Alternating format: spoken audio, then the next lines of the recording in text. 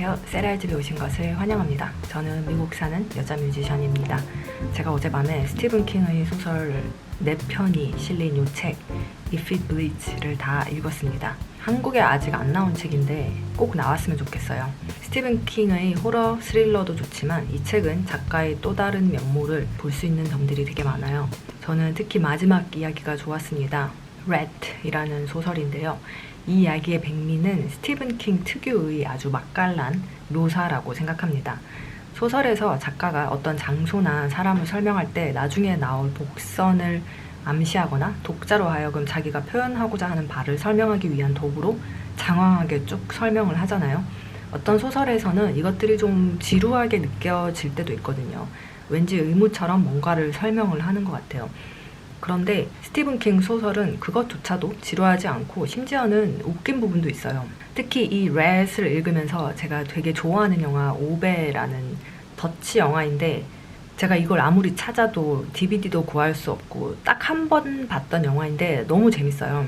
거기서도 라이터가 나오거든요. 극 중에 작가의 역할이 되게 중요한, 작가가 어떻게 쓰느냐에 따라 그 인물들에게 큰 영향을 미치는 그런 블랙 코미디 같은 영화였는데 책 속에서 주인공이 소설을 쓰러 오두막집으로 가죠. 시골에 있는. 어렸을 때 살았던 곳에 물건을 사러 가서 로이를 만나는 장면이 있어요. 로이 두윗이라는 그 코 묻은 반다나를 이리 닫고 저리 닫고 바지춤에 끼워 넣었다가 또 빼서 거기다 기침을 하고 막 아무튼 되게 더러운 묘사가 너무도 상세하게 되어 있어서 제가 읽을 때 진짜 너무 더러워가지고 읽기 힘들었던 기억이 나고요. 조그만 스토어 주인인 로이 두윗은 제가 리뷰한 Dying of Whiteness에 나오는 가난한 백인의 전형인 것 같아요. 스티븐 킹 소설을 읽고 있으면 제가 알고 있는 미국이 정말 10%도 안 되는구나 라는 생각을 할 때가 많거든요. 스콜 링이라고 입에 무는 담배 같은 게 있는데 청바지 뒷주머니에 이 케이스를 넣어 다니면 동그랗게 청바지에 자국이 가잖아요. 그걸 스콜 링이라고 하나 봐요. 핫윙, 스콜 비어, 스콜 링, 이게 하나의 문화 같은 거잖아요. 저희 학교에 드럼 학생 중에서 입으로 그 씹는 담배를 항상 물고 다니는 애가 있었어요. 입에다 뭔가를 물고 있으면 멋있다고 생각하는 사람들이 있는 것 같아요. 수업 시간에 자신의 연주를 녹화를 해야 하는데 이 학생만 아이폰이 없었어요. 수업 시간에 녹화 안 한다고 혼나고 다음 주에 얘가 어디서 카메라를 사가지고 온 거예요. 선생님이 그거 되게 멋있다, 어디서 샀어? 이러니까 월마트에서 25불 주고 카메라를 샀대요. 그날 이제 녹화를 하고 다음 주에 그 남자애가 또 카메라를 안 가지고 온 거예요. 그래서 선생님이 야, 너 그 새 카메라 어딨어? 물어보니까 얘가 그 고장 나가지고 버렸다고 되게 다 웃고 난리가 났었거든요. 참고로 월마트는 저는 한 번도 안 가봤는데 그냥 다 저렴하게 파는 그런 가게예요.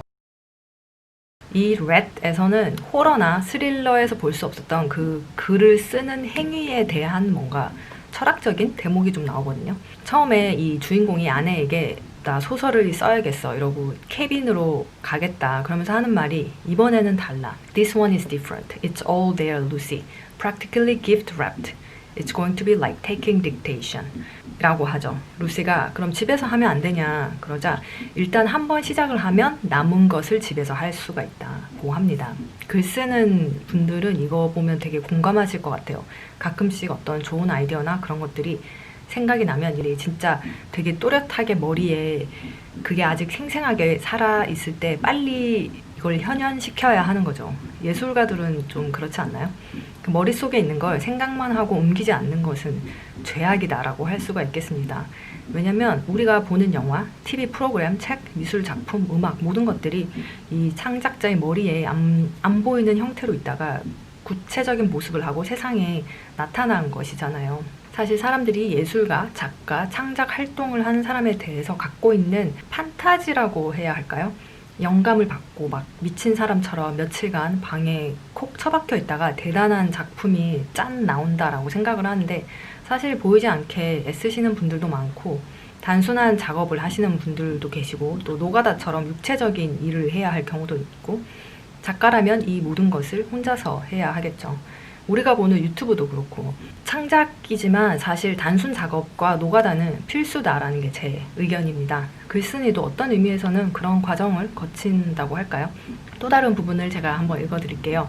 He could tell himself to let go of the small stuff like rocking chairs versus bench, to let the story carry him, but when he looked at the screen, every word there seemed wrong. Every word seemed to have a better one hiding behind it, just out of sight. 너무 맞는 말이죠. The writer is faced with at least 7 choices of word and expression in detail. Talented ones make the right choices with almost no conscious consideration.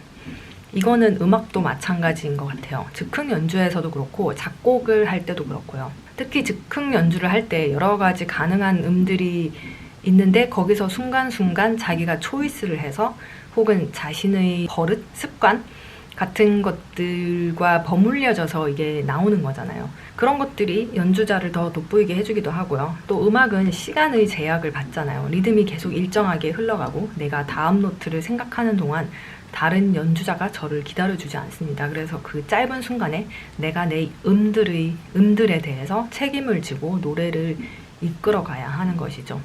아무튼 스티븐 킹이 State of Maine에 살잖아요. 캐나다랑 붙어있는 아주 조용하고 아름다운 주인데 글 쓰는 사람으로서 살기에 아주 최고의 장소가 아닌가 생각해 봤습니다. 그래서 소설 속에서도 이 Northeast, Midwest 지방들이 많이 나와요. 이쪽은 제가 한 번도 안 가봤는데 저 같은 동양인, 외국인이 살기에는 힘든 곳이라고 생각됩니다. 지방색이 강하고 LA같이 멜팅 팟이 아니어서 원래 살던 사람이 거기서 쭉 살죠. 아버지가 죽으면 아들이 가게를 이어받고 소설에서도 로이에게 마이크 드윗이냐고 물어봐요, 주인공이. 그러자 마이크가 그거 우리 아버지고 돌아가셨다. 이제 내가 가게를 이어받았다. 이런 얘기를 하는 게 있죠. 고향에 돌아갔더니 똑같이 생긴 그의 아들이 작은 가게를 물려받아서 생계를 꾸려 나가는 겁니다. 미국은 땅이 너무 커서 정말 많은 시골에 살고 있는 사람들이 그렇게 살고 있나 봐요. 자, 여기서 책 전체를 한번 정리를 해볼게요. 첫 번째 소설은 해리건의 폰, 두 번째는 척의 인생, 세 번째는 피를 흘리며, 마지막은 G. 저희 least favorite은요, If It Bleeds가 되겠습니다. 이 소설은 전 좀 읽기 힘들었던 게 그 클리셰 같은 게 있어가지고 주인공 여자 홀리 모든 걸 혼자서 해결하려고 하죠. 그러다가 위험한 상황에 결국 빠지게 됩니다. 엄마와의 관계에서 트라우마로 인해 상담을 정기적으로 받고요. 속에는 아주 상처, 사연 등이 아주 많은 아주 예쁘지는 않지만 매력이 있는 캐릭터인 것 같아요. 백인 여자고요. 존 로우라는 TV쇼를 되게 좋아해요. 저는 이 장면에서 스티브 하비라고 되게 유명한 쇼 호스트가 있어요. 그게 좀 생각이 났고, 제롬 로빈슨이라는 캐릭터가 흑인이고 잘생기고 하버드 대학을 잠시 쉬고 있는데 그 이유는 책을 쓰기 때문에 항상 홀리를 옆에서 지켜주는 그런 캐릭터입니다. 이 흑인 남성이 나오는 쇼를 좋아하는 백인 여자. 이 여자는 별로 안 예쁜데 아주 잘생긴 제롬 같은 흑인 남자가 여자를 따라다니고 뭐 이런 게 읽으면서 와닿지는 않았어요. 물론 실생활에서 충분히 있을 법한 이야기는 맞기는 합니다. 또 한 가지 더는 스티븐 킹이 자기가 잘 아는 것들, 사람들에 대해서는 정말 묘사가 탁월해요. 이 If It Bleeds 세 번째 소설에서도 홀리나 제롬을 묘사한 것보다 그 브래드벨이라는 할아버지 집에 가는 장면이 나오는데 그 집을 묘사한 것과 할아버지의 말투, 상황, 거기서 손자와 좀 티격태격하는 장면이 있거든요. 그게 너무 재밌어서 진짜 많이 웃었고, 그거에 대비해서 제롬과 바바라의 묘사는 한계가 있지 않았나. 앞의 두 소설은 제가 영어로 리뷰를 했는데 그 비디오도 봐주시면 감사하겠습니다. 오늘은 이렇게 책을 끝낸 기념으로 소설의 스포를 밝히지 않는 선에서 제가 생각했던 것, 감상을 얘기해봤고요. 아직 다음 책으로 뭘 읽어야 할지 정하지는 않았어요. If I had your face, no one would listen. Between the world and me, Thinking Fast and Slow. 이렇게 4권의 샘플을 그동안 좀 읽었는데 이 중에서 하나를 구입할 것 같아요. 그럼 오늘은 여기까지 할게요. 안녕.